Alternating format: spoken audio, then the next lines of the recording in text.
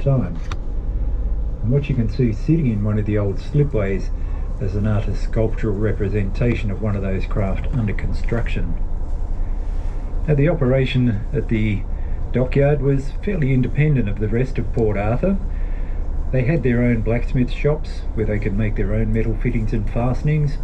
They had their own saw pits. They used to use steamers. Steamers allow the timbers to be heated up, makes them more pliable so they can be bent to the appropriate shapes. Up the back of that complex was a big shed where they used to cut and sew the canvas sails as well as make up the rigging, and of course all of this was under the watchful eye of a master shipwright, the first being John Watson and later David Hoy, who used to live in that white weatherboard building, one of the oldest surviving wooden buildings in Port Arthur. Now, there was never a problem with the quality or quantity of produce here. The major problem was the ships were very well built, but they were also very cheaply built. They were often sold on the open market for what would be, for a private shipwright, almost cost price. And you can understand that these private entrepreneurs were a bit upset by that. They protested through the Lieutenant Governor's Department and finally had their case heard that they couldn't compete with convict labour in a settlement like this. So eventually the dockyard was closed down in 1848, but not before they had produced 200 boats and ships, and they also used to carry out very handy and timely repairs to any ships around the coast experiencing difficulty.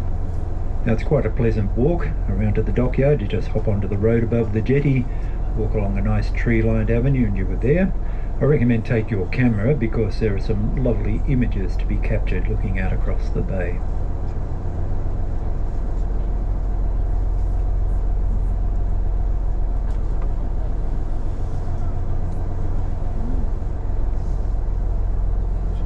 The settlement you can see in front is called Carnarvon. It originally started as a few fishermen's shacks and weekenders, but it is a residential area now. But it was actually the site of their brickfields where they used to gather the clay and fire their bricks. They could make tens of thousands per month if it was necessary, and it quite often was. If you keep on following that road, you can make it to Safety Cove, which is an absolutely beautiful beach, and further on, of course, is the Lookout and remarkable cave. Not much of a detour, but it's well worth the look. And we're travelling towards a headland which is called Point Puer. It's spelled P-U-E-R, which is Latin for youth or boy. It was named as such in 1834 when they established a specifically designed juvenile prison here. It was the first sanctioned juvenile prison under British control, and the average age of a convict was around 12 to 15, but the youngest of them were only 9 years of age.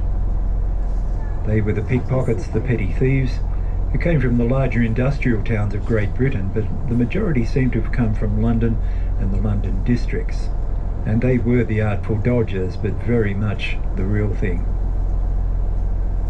People are often appalled at the fact that they were transporting children as young as 9, but the sadder fact is that the age of responsibility in Britain at this time was age 7. A boy or girl caught and convicted could be thrown into jail at that age, but the problem was it was the same jails for everybody, men, women and children.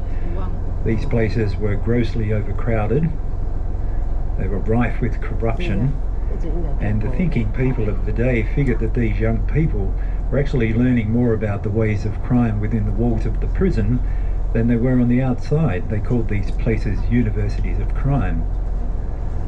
Lieutenant Governor Arthur was made aware of a similar circumstance, with boys being transported to Van Diemen's Land and spending considerable time in the Hobart barracks in contact with established criminals. So the idea of Point Puer was born, and ably assisted by his commandant, Captain Charles O'Hara Booth, they set about trying to change the system. The idea, of course, prime purpose, was to keep the boys well away from the corrupting influence of adult convicts, and particularly those at Port Arthur.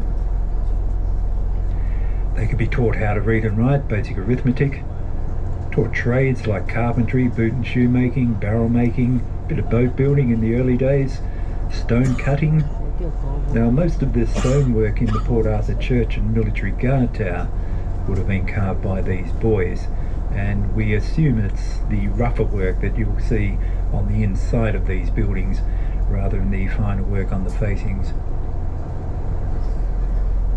Of course, they received religious instruction as well. This was moral reformation, and it was compulsory throughout the entire convict system.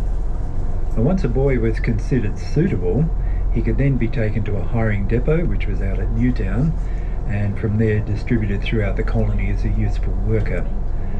So they were trying to steer the boys onto a different path, and with their new trade, they're hoping they won't resort to their old trade again and would become an integrated member of the society of these new colonies.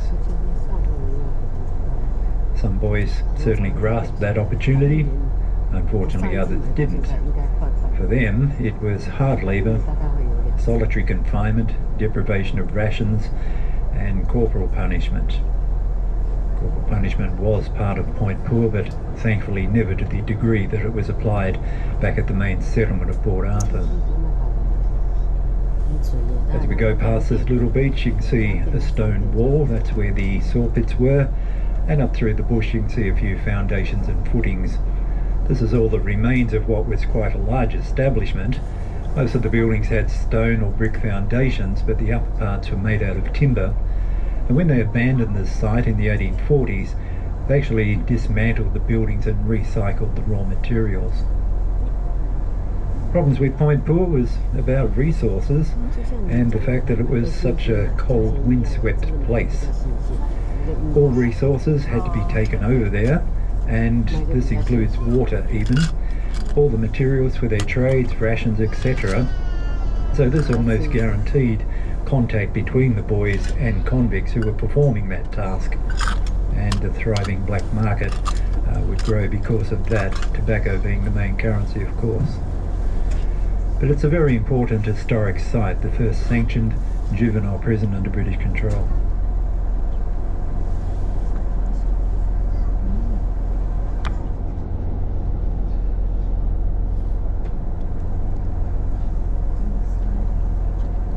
Now, another important historic site, of course, is the small island.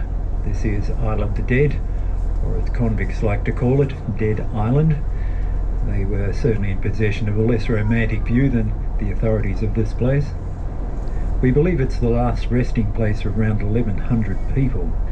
The majority of those, as you can imagine, are convicts, but to give them their proper status, convicts, term means convicted person, invalids, there's a person who can't work properly because of illness or injury, and paupers, who are men who had grown old within the system and simply had nowhere else to go, no other means of support. And finally, lunatics. The term lunatic means you're off with the moon. In other words, you're suffering severe mental illness.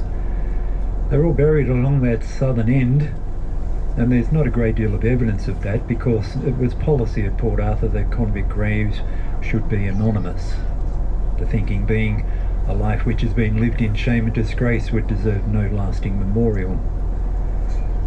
That idea was only relaxed somewhat in the 1850s when a convict was permitted to have a headstone, but somebody of course had to pay for it. There are very few convict headstones on Isle of the Dead. As we're out in the greater part of the harbour, you're looking out towards the mouth of the harbour, access to and from Port Arthur and places elsewhere. If we were to turn this vessel about and head due south, our next landfall would be the continent of Antarctica. And at this point there is nothing else between us and that very cold place, apart from the absolutely vast expanse which is the Southern Ocean. The cliffs of Point Poor, of course, are quite prominent as well, and boys would scramble down those cliffs and gather on the rocks out of view, and they would light fires, cook potatoes that they'd stolen, catch fish, smoke tobacco. Thomas Lampierre, the commissariat here, stood on top of the cliff and looked down. He said they scuttled away like little crabs. If you look towards Isle of the Dead once more and put an imaginary line down the centre of that, the left-hand side is the southern end, convicts, etc. But the right-hand side of the island, the higher ground, was reserved for burial of free people. These were members of the military, civilian establishment, and members of their families. About 180 men, women and children, and given their status, they received due burial, in a lot of cases some quite beautifully carved headstones as well. You may be able to catch a glimpse of some of those as we go past. So two distinctly different cemeteries within the one island, the high ground for the free, the low ground for the bond. The small island was selected and named by a Wesleyan minister, the Reverend John Allen Manton, in 1833, who described it as a secure and undisturbed resting place where those departed prisoners may lie together and await the morning of resurrection.